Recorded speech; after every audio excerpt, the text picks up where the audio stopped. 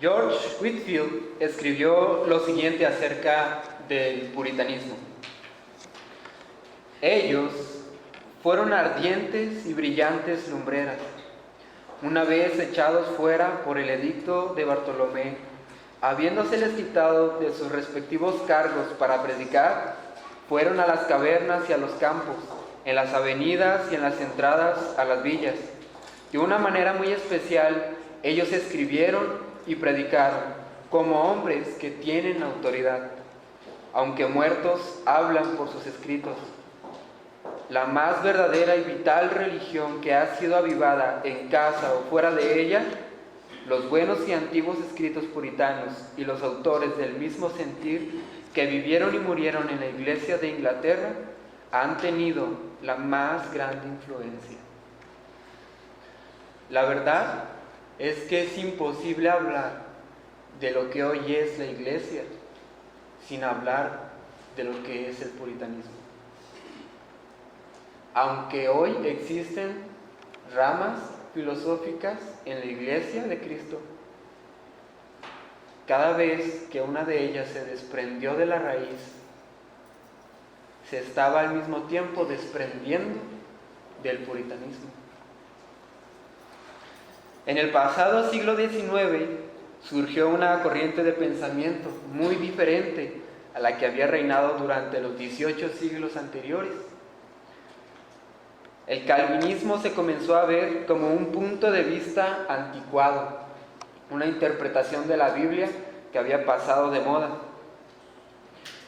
La gran valía de la Escritura, la cual era el estandarte más alto del puritanismo, fue cambiada por el ideal en la Iglesia de Cristo de que nada se iba a recibir a menos de que estuviera científicamente comprobado. El racionalismo y la mal llamada ciencia tomó lugar en el siglo XIX en la Iglesia. Y era nada más un pretexto para no decir que estábamos siendo incrédulos y apóstatas. El llamado a los antiguos y buenos escritos puritanos fue silenciado. Sus obras dejaron de publicarse en Gran Bretaña y en Norteamérica. Si no eran lanzados a los botes de basura los escritos de los puritanos, las obras permanecían en las librerías empolvadas y sin venderse. Y no fue sino hasta el siglo XX, 1950, que por el ministerio del Dr. Martyn Lloyd-Jones en London se crearon nuevas demandas por escritos y muchos creyentes se interesaron de nuevo por los puritanos.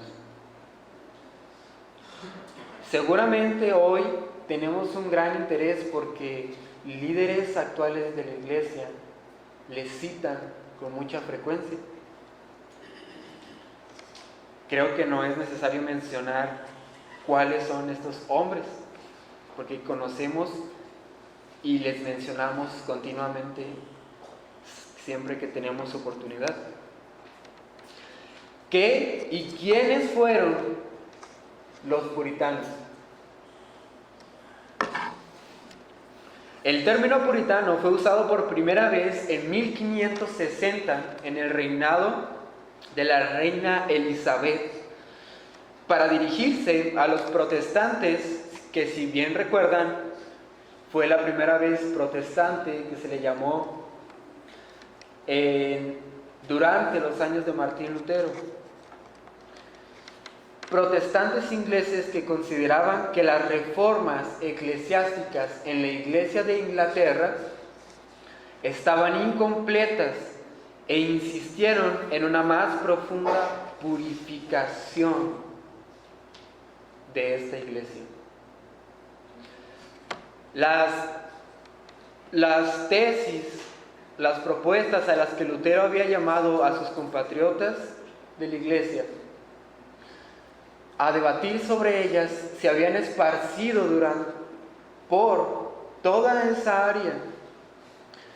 Y esas mismas creencias comenzaron a ser abrazadas por un grupo de personas que comenzaron a tener gran influencia en la segunda mitad del siglo XVI, de 1550 en adelante. La mala connotación de la palabra puritano comenzó debido a que existía una palabra similar en latín que se usó en la Edad Media para referirse a los herejes. Y de ahí en adelante se consideró a los puritanos como gente digna de desprecio. Y muy seguramente cuando la gente utilizaba esa palabra, no era para darle a entender a una persona que él estaba buscando la purificación noble de la iglesia de Cristo. Era para decirle que él era un hereje. Las mayores preocupaciones de estas personas fueron las siguientes: estudiar las Escrituras. Estudiar las Escrituras. Cuando la gente empieza a estudiar la historia de la iglesia, uno de los primeros errores que cometemos es pensar que estamos cometiendo un pecado, porque llegamos a creer que vamos a empezar a formar nuestras mentes con palabras de hombres y no con la palabra de Dios, y pensamos que estamos cometiendo un error. Pero lo único que estamos haciendo es ir y sentarnos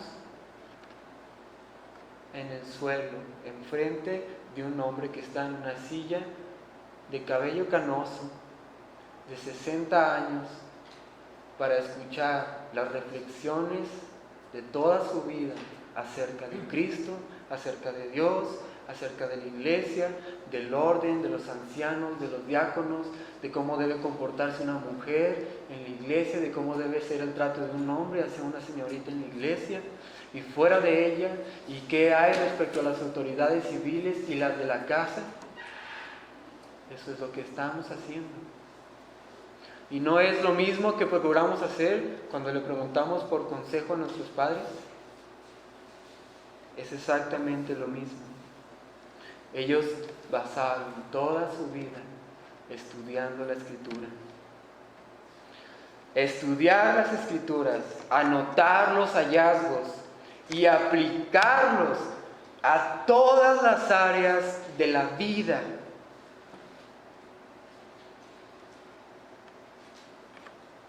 Al hacerlo, los puritanos se convirtieron en los líderes de las asociaciones académicas más prestigiosas de ese tiempo.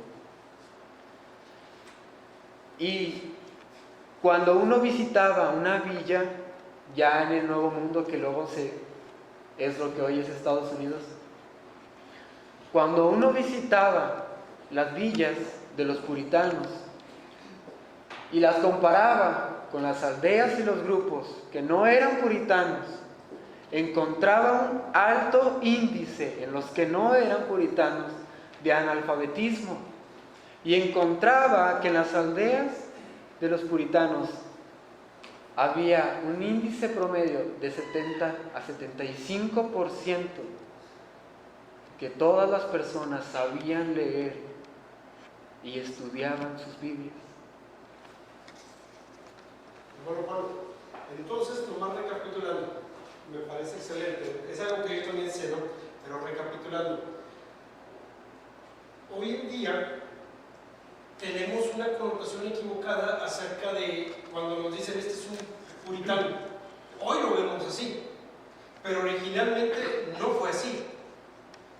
Entonces, el puritanismo era un movimiento, como tú lo acabas de decir, que primordialmente cuando empezó, ¿qué era lo que buscaba?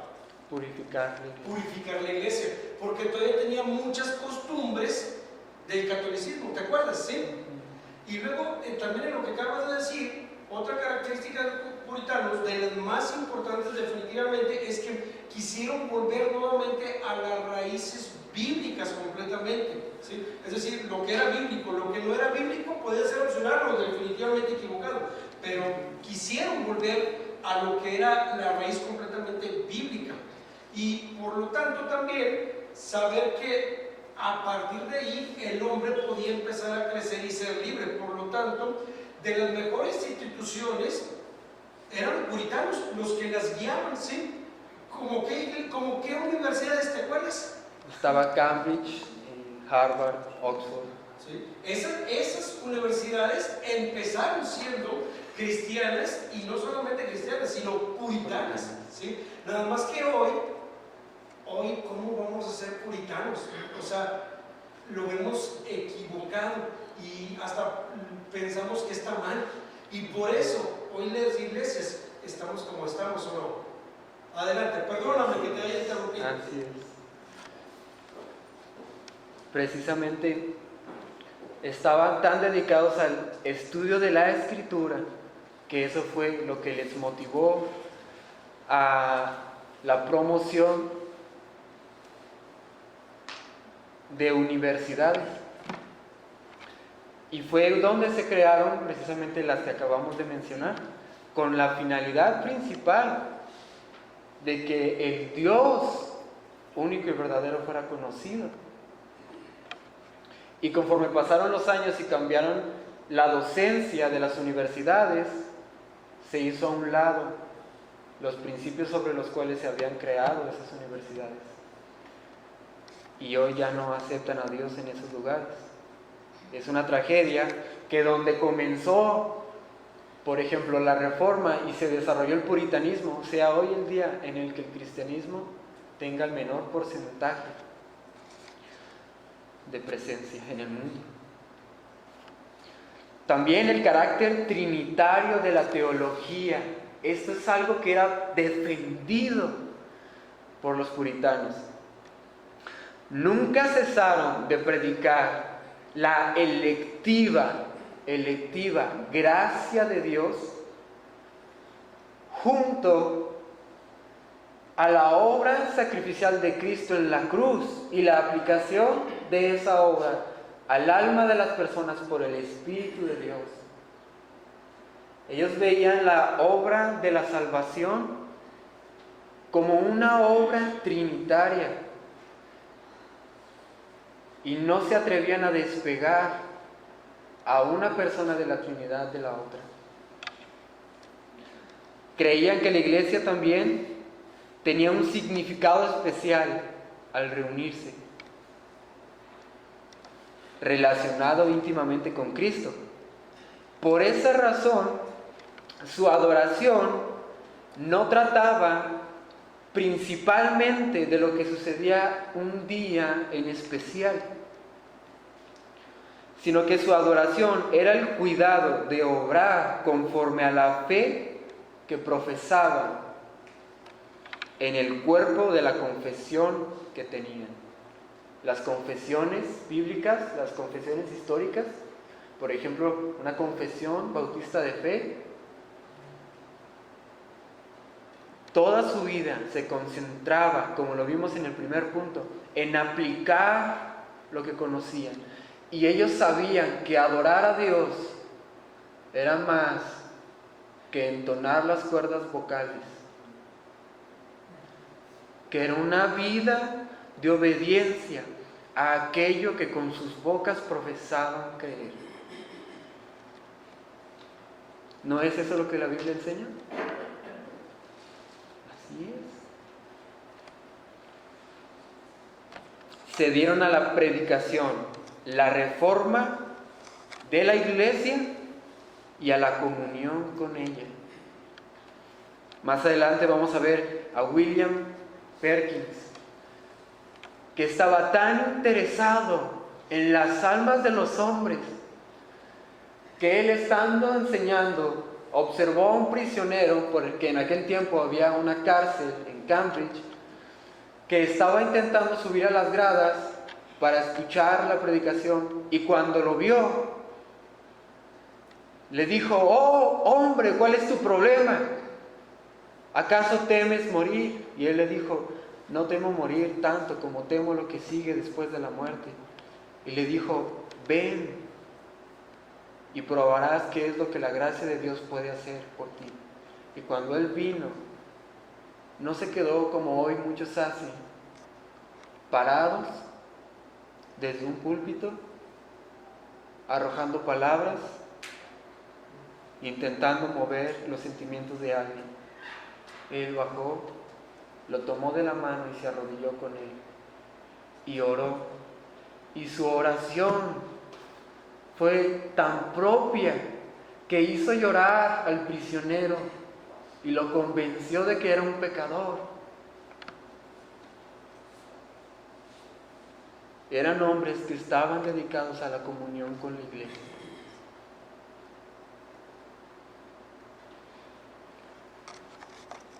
Estaban preocupados por ella. Buscaron arduamente también en la Escritura toda responsabilidad, el límite del poder y cada uno de los derechos que tuviera el rey o el gobernante, el parlamento, y cuáles eran las de los ciudadanos de cada nación. Sabían que no era algo ligero los roles que como cristianos debían de ser cumplidos hacia los gobernantes. No es cosa ligera. También sobre el individuo, ellos creían y se concentraron en una conversión personal y comprensiva, es decir, que en el momento en el que la persona se convirtiera de su pecado, en ese momento la persona fuera instruida para que entendiera qué es lo que le había sucedido, cómo había sucedido.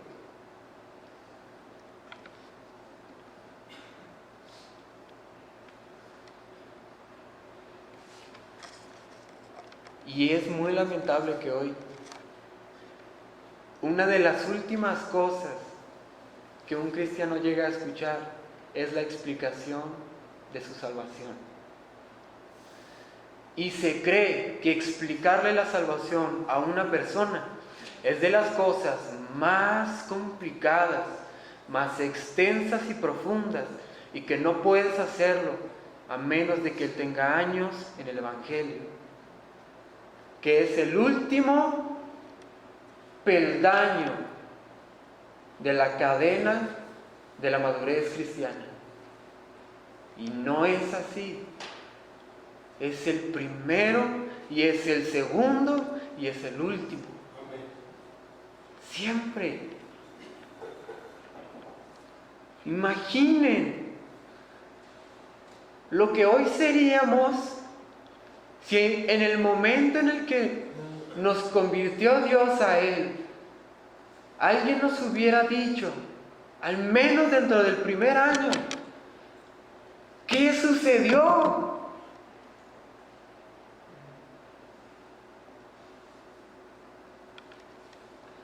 Que nos hubieran dicho,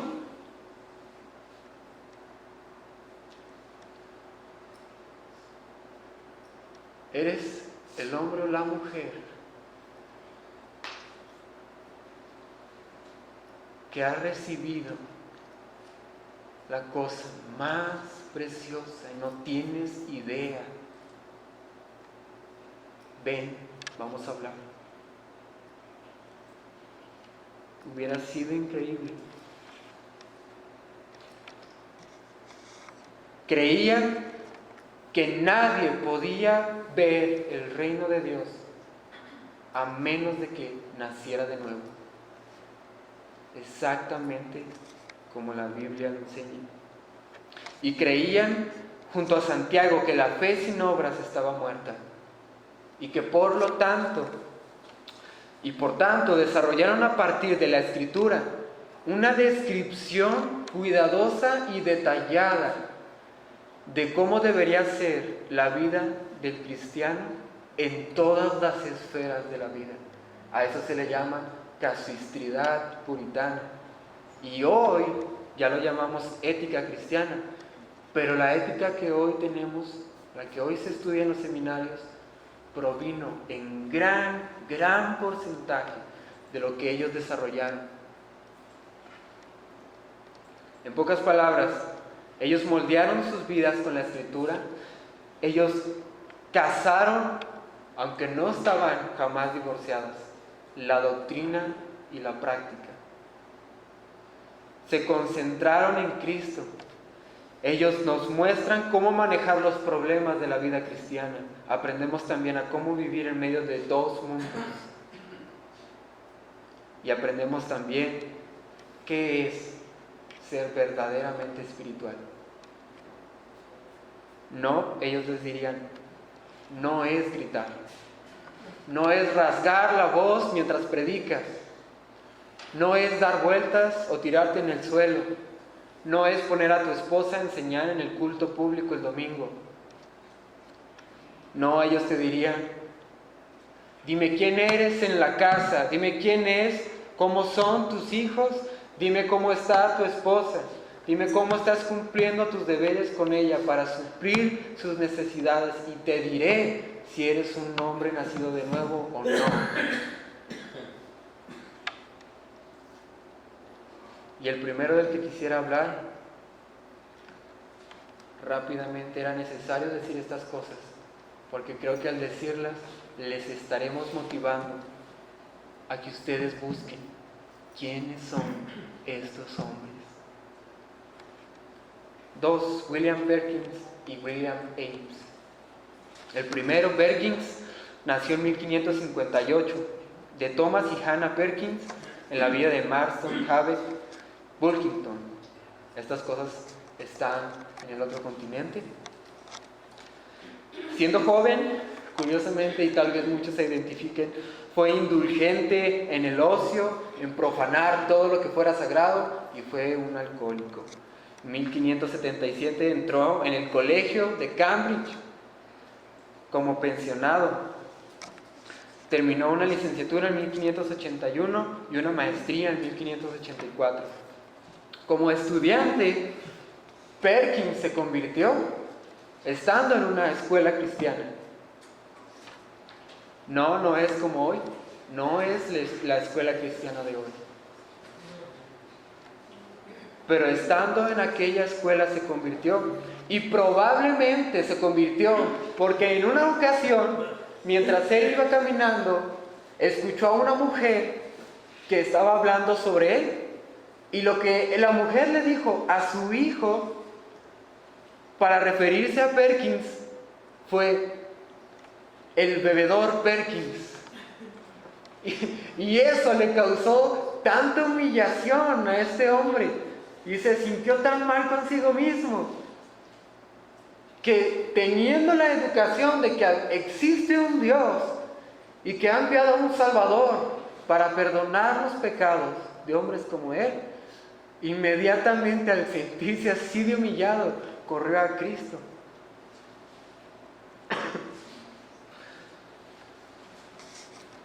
Dejó los estudios, ya después de la maestría estaba estudiando matemáticas, dejó la fascinación, lo cual no está mal, pero él decidió dejarlo.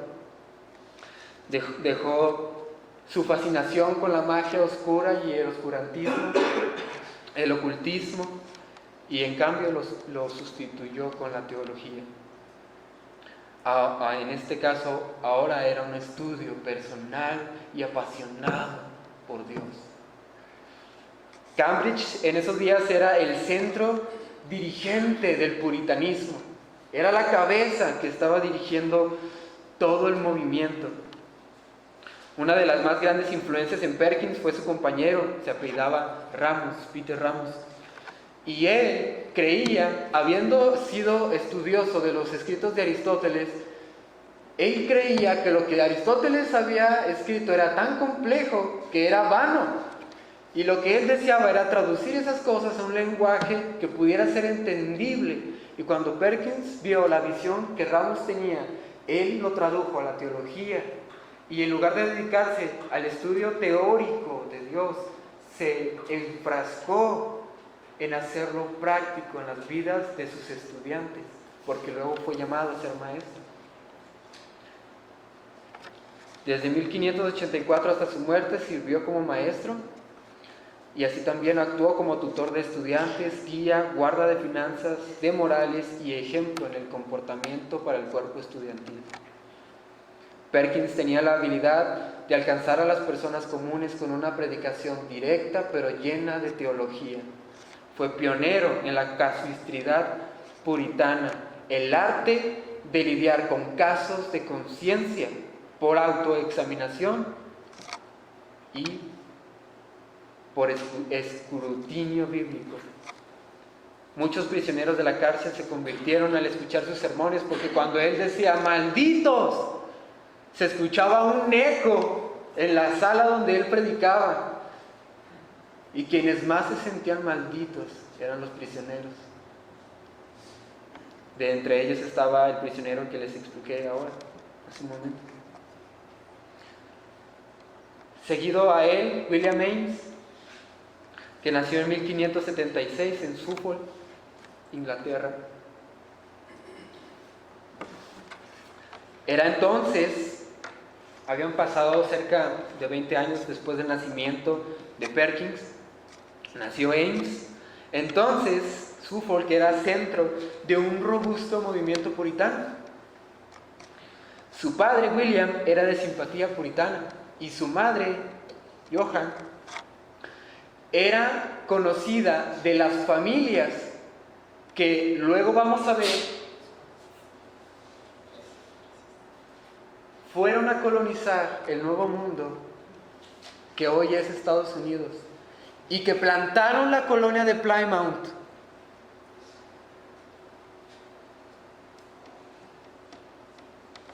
La sede de toda la historia y todo lo bueno que hay en Norteamérica.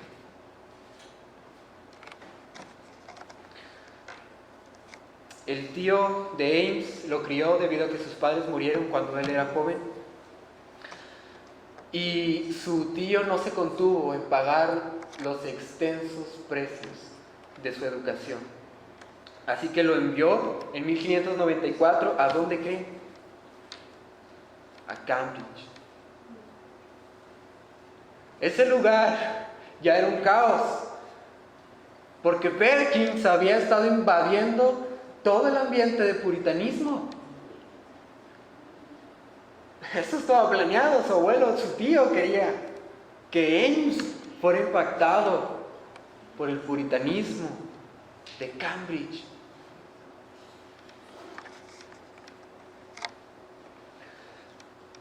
Cambridge en ese tiempo era conocido por su insoluble puritanismo y su filosofía ramista de Ramus, el compañero de Perkins. Se graduó ahí con una licenciatura en 1598, 1601 recibió su maestría, fue electo como miembro del cuerpo de maestros de la universidad y fue ordenado como ministro. Se convirtió mientras Perkins era decano y él era estudiante. Seguido de su conversión tan profunda, Ames declaró: un hombre puede ser bonus ethicus, puede ser un hombre moral, pero no ser un teólogo. Lo que él quería decir: hay gente en el mundo que puede tener una moral, pero no ser cristiana. ¿Por qué dijo eso? Porque él era así. Él no era salvo y tenía una falsa religión que consistía en su moral.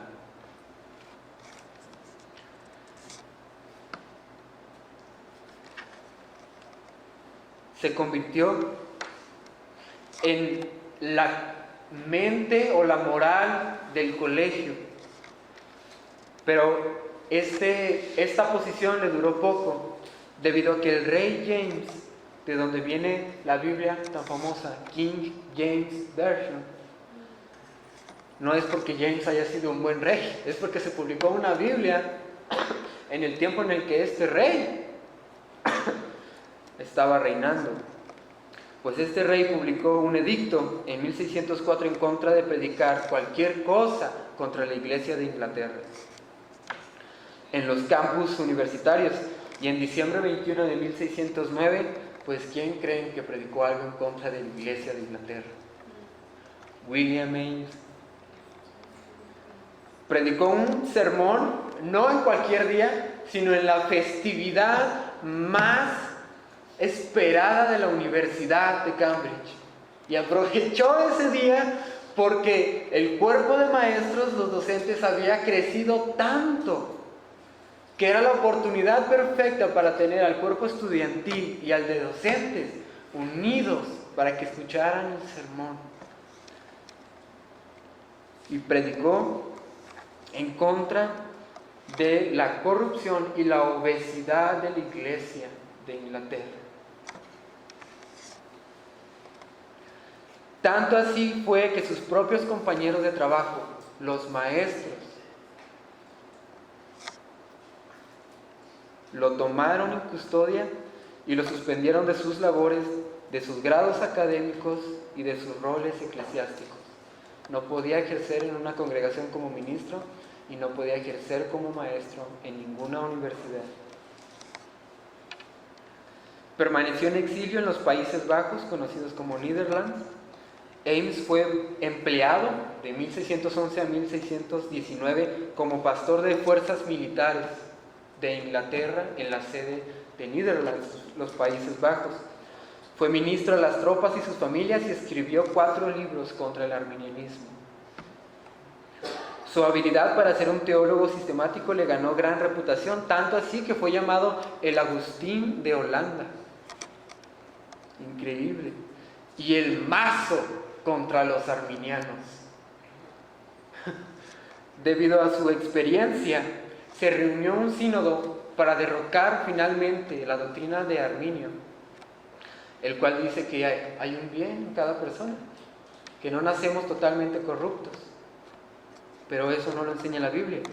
Se reunió un sínodo, es decir, una asamblea de líderes religiosos, y Ames, que había sido destituido de todos sus cargos académicos y ministeriales, exiliado, Ames, estando en medio de quienes sí tenían esos cargos, fue escogido por el oficial que presidía la reunión para que él fuera el único teólogo consultor de la decisión y secretario de esa asamblea, debido a la experiencia que él tenía. Increíble. Ames se casó 2 veces. No al mismo tiempo. La primera ocasión con Úrsula Thornton. Después de casarse con ella muy poco tiempo después, ella falleció, sin dejar hijos. En 1618 se casó con Joan Fletcher y tuvieron 3 hijos: Ruth, William y John. Se dice que durante el tiempo de Ames se llevó a cabo la reforma, una segunda reforma. Se llama la Reforma de 1620. Y Ames, al igual que Perkins, estaba tan interesado en el cuerpo de estudiantes y de la iglesia, que cuando él no tenía ya credenciales para enseñar en un instituto oficial, él abrió su casa y citaba a sus estudiantes y a sus compañeros maestros a que se reunieran ahí con la finalidad de debatir asuntos teológicos para la edificación de la fe. Y él escribió un gran libro, está muy extenso, entre otros, se llama El mazo de la teología, o el alma de la teología. Y ese libro se usó cuando se abrió por primera vez Harvard. Este libro se incluyó en la retícula de estudio de un hombre que había sido exiliado y quitado de todos los cargos. Y que quisiera que nos lleváramos hoy con la vida de estos 2 hombres. Primero, una gratitud a Dios, un deseo ferviente de vivir la fe que profesamos, pero también un interés de conocerlos. Ya tienen 2 nombres entre todos los demás, para que vayan ustedes en la guianza de quienes les enseñan, para que les conozcan a detalle.